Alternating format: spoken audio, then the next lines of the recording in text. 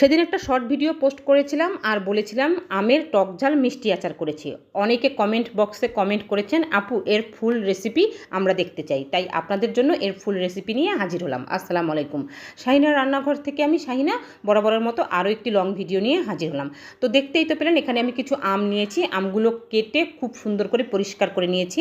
এ পর্যায়ে আমি যেটা করব, কিছু ঠান্ডা পানি নেব আর কিছু পরিমাণ লবণ নিয়ে আমটাকে আধা ঘন্টার জন্য ভিজিয়ে রাখবো। এক একজনের আচার করার পদ্ধতি এক এক রকম, তবে এভাবে যদি টক ঝাল মিষ্টি আচারটা করা যায় সত্যি পারফেক্ট হয় আর খেতে দারুণ হয়।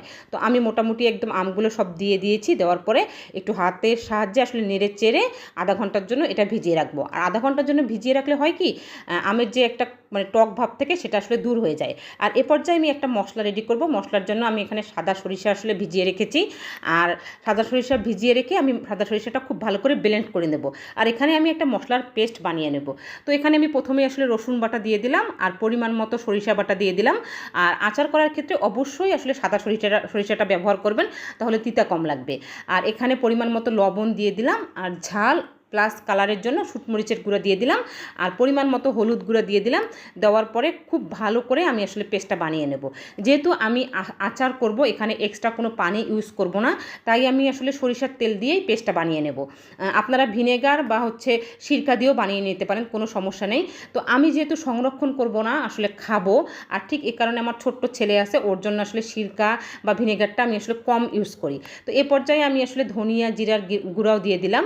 আর আমের আচারের জন্য পারফেক্টলি মশলা তো সবাই জানে কি কি আসলে দিয়ে মশলা তৈরি করে নিতে হয়, সেই মশলাটাও আসলে আমি তৈরি করে নিয়েছি। তো আমার পেস্টটা একদম পারফেক্টলি বানা হয়ে গেছে। এই পর্যায়ে আমি একটি পাতিল বসিয়ে দেব।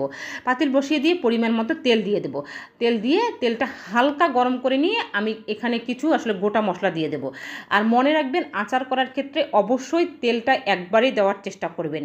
আর অনেকে করে কি, আচার করতেছে, আচার হওয়ার পূর্ব মুহূর্তে কিছু তেল আসলে ঢেলে দেয়, আর ওই আচার আপনি দেখবেন যে তেলের একটা গন্ধ লাগবে আর খেতে ভালো লাগবে না। তাই আচার করার সময় পরিমাণ মতো তেলটা অবশ্যই একবারে দেওয়ার চেষ্টা করবেন। তো আমি দেখলাম যে আমার রসুন মরিচগুলো পারফেক্টলি ভাজা হয়ে গেছে। ভাজা হওয়ার পর আমি মশলার যে পেস্ট বানিয়ে রেখেছিলাম সেই পেস্টটা আসলে তেলের মধ্যে দিয়ে খুব ভালো করে কষিয়ে নেব। ওই যে রান্নার সময় বলি যে কষানো মাখানোর উপর রান্নার টেস্ট নির্ভর করে। আর আমের টক ঝাল মিষ্টি আচারের ক্ষেত্রে আপনি মশলাটা যদি পারফেক্টলি কষিয়ে নিতে পারেন, তাহলে আসলে আমের টক ঝাল মিষ্টি আচারটা পারফেক্টলি হবে। তো এ পর্যায়ে আমি মশলা কষানো হয়ে গেছে, উপর থেকে তেল ভেসিয়ে উঠছে। এ পর্যায়ে আমি আমগুলো দিয়ে দেবো।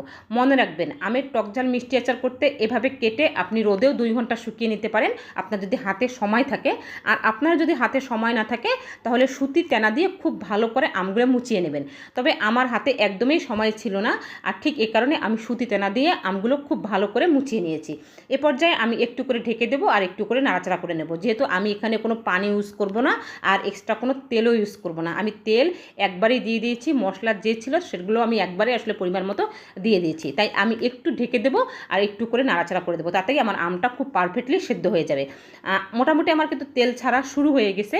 আর তেল ছাড়া শুরু হয়ে গেলে আপনি পরিমাণ মতো এখানে চিনি বা গুড়টা দিয়ে দিতে পারেন। তবে আমি চিনি দিয়ে আচারটা করেছিলাম, আর আমার কাছে মনে হয় যে চিনি দিয়ে আচার করলেই বেশি ভালো হয়। তবে গুড় দিলেও কোনো সমস্যা নেই, কালারটা অনেক বেশি লোভনীয় হয়। তো এই পর্যায়ে আমি পরিমাণ মতো চিনি দিয়ে দিলাম, কারণ আমার আমটা অনেক বেশি টক ছিল। আর যদি টক না থাকে তাহলে চিনির পরিমাণটা আপনারা কমিয়ে দিতে পারেন, আবার চিনির পরিমাণটা আপনারা দেরি করে দিতে পারেন। যেহেতু আমার আমটা টক ছিল, তাই চিনিটা আমি একটু আগেই আসলে দিয়ে দিলাম, যেন আমের ভিতরে ভিতরে চিনিগুলো আসলে ঢুকে যায়। এ পর্যায়ে আমি ঢাকনা খুলে দেখলাম মোটামুটি আমার আমের আচার একদম রেডি হয়ে যাচ্ছে, তেল ছাড়া শুরু হয়ে গেছে। আমি কিন্তু আর ঢেকে দেবো না। তবে মনে রাখবেন, আচার কিন্তু কখনোই একদিনে হয় না।